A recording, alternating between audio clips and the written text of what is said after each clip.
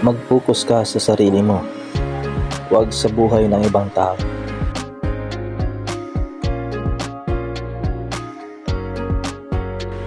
Maikli lang ang buhay, huwag gawing komplikado pa.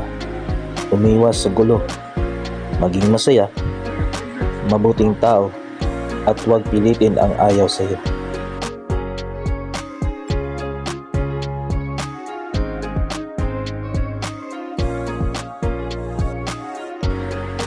Kapag sinubukan natin yung pinakamahirap, okay na yun.